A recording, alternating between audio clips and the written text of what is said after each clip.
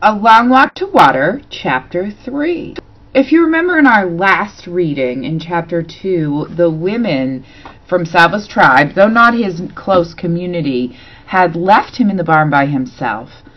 I kind of posed the question to you as a teacher and you as a reader, why?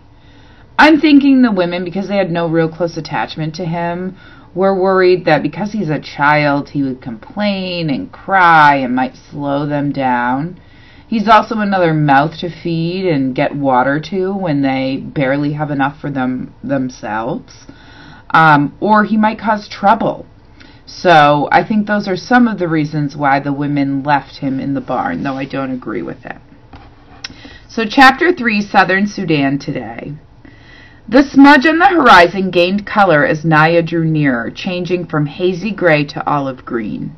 The dirt under her feet turned to mud, then sludge, until at last she was ankle-deep in water. There was always so much life around the pond. Other people, mostly women and girls, who had come to fill their own containers. And many kinds of birds, all a flap and a twitter and a caw. Herds of cattle that had been brought to the good grazing by the young boys who looked after them. Naya took the hollowed gourd that was tied to the handle of the plastic container. She untied it, scooped up the brown muddy water, and drank. It took 2 gourds full before she felt a little cooler inside. Naya filled the container all the way to the top, and then she tied the gourd back in place and took the padded cloth donut from her pocket. The donut went on her head first, followed by the heavy container of water, which she would hold with one hand to keep it in place. With the water balanced on her head and her foot still sore from the thorn, Naya knew that going home would take longer than coming had, but she might reach home by noon if all went well.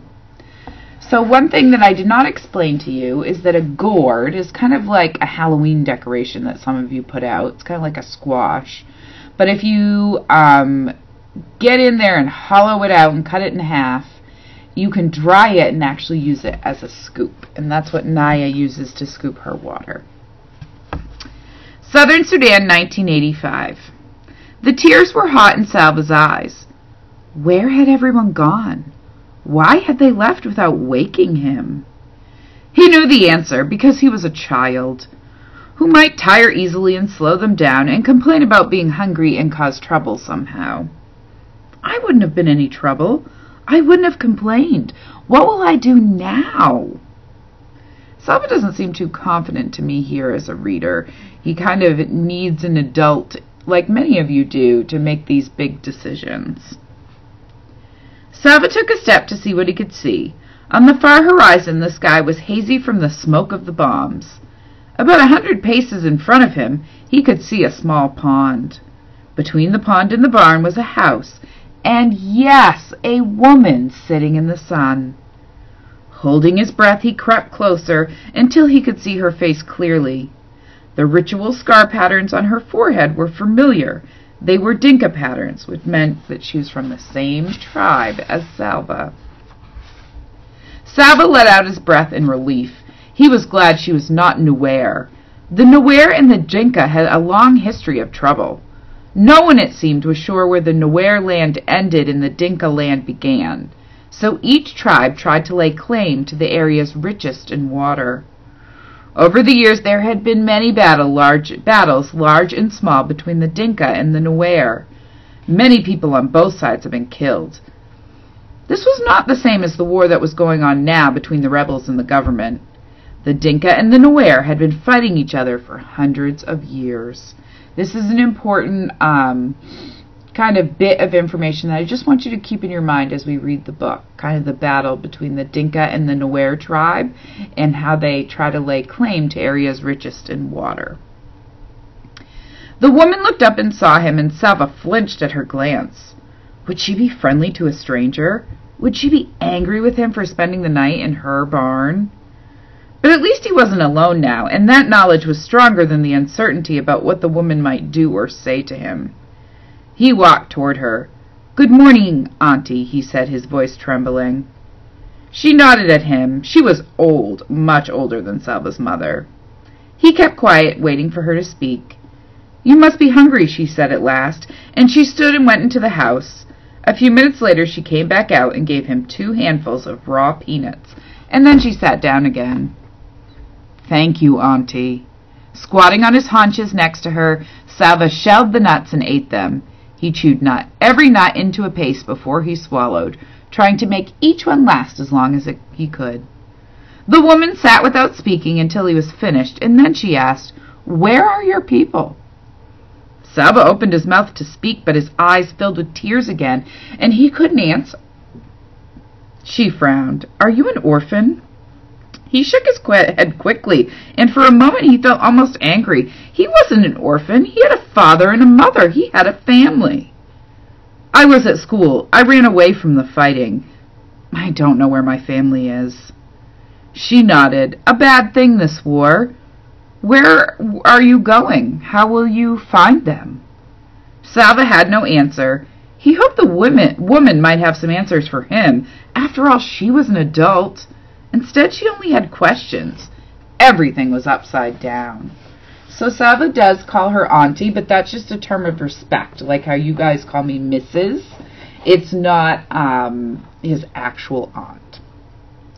Sava stayed in the woman's barn again that night and began to make a plan. "Maybe I can stay here until the fighting stops, and then I'll go back to my village and find my family." He worked hard so she would not send him away. For 3 days he fetched firewood from the bush and water from the pond. But the pond was drying up, and each day it was harder and harder to fill the gourds. During the daytime, Sava could hear the distant booming of artillery from fighting a few miles away. With every shell that exploded, he would think of his family, hoping they were safe, wondering desperately when he would be with them again. On the 4th day, the old woman told him that she was leaving. "You have seen that the pond is only a puddle now, and winter is coming, and the dry season. And this fighting." She nodded her head in the direction of the noise. "I will go to a different village near water. You cannot stay with me any longer." Sava stared at her as panic rose inside him. Why can't I go with him? Or go with her?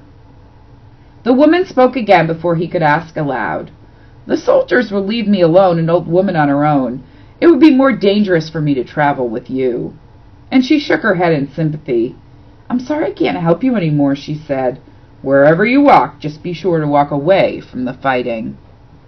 Sava stumbled back to the barn. "What will I do? Where will I go?" The words repeated themselves 1,000 times in his head.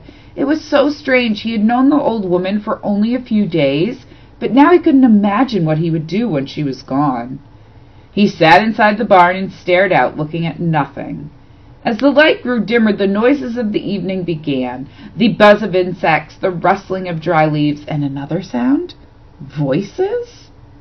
Sava turned his head toward the sound. Yes, it was voices.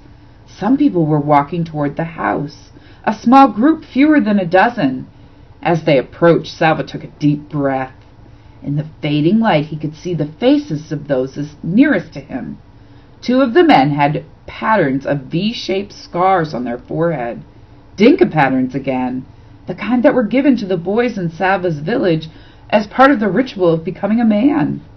These people were Dinka too. Could his family be among them?